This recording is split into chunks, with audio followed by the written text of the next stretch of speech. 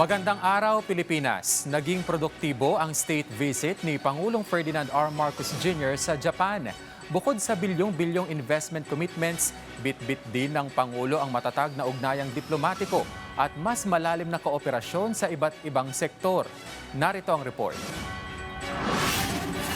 Pinalakas ni Pangulong Ferdinand R. Marcos Jr. ang ugnayang Pilipinas-Japan sa pamamagitan ng formal na pag-angat ng ugnayan nito bilang comprehensive strategic partnership matapos ang pagpupulong niya kay Japanese Prime Minister Takaichi Sanae.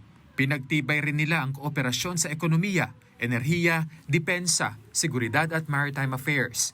Kasama sa mga nilagdaang kasunduan ang avoidance of double taxation at pagpapalawak ng kooperasyon sa agrikultura, pangingisda, kalusugan at human resource development.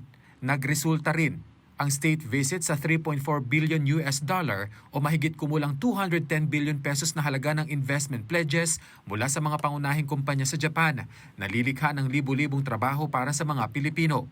Sakop ng mga ito ang electronics, semiconductors, shipbuilding, renewable energy, logistics at digital industries. Dagdag pa rito ang nakuhang 56 billion pesos na potential investment mula sa Japanese business leaders para sa expansion ng mga operasyon at bagong joint ventures na inaasahan namang lilikha ng nasa mahigit 10,000 trabaho. It has been a very constructive and highly productive visit, considering that we were actually in Japan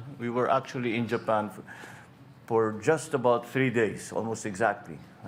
But yet in that little time, we were able to do a great deal.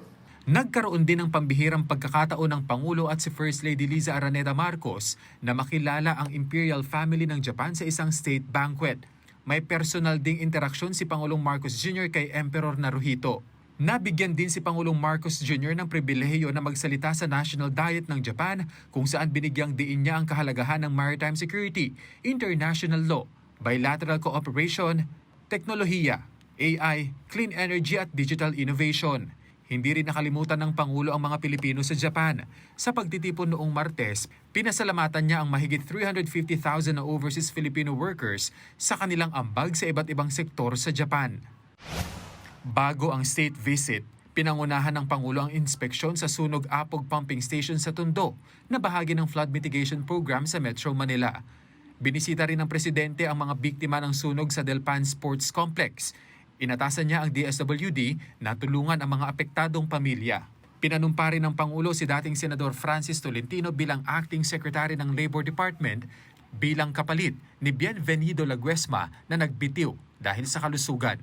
Kenneth Pasyente para sa Pambansang TV sa Bagong Pilipinas.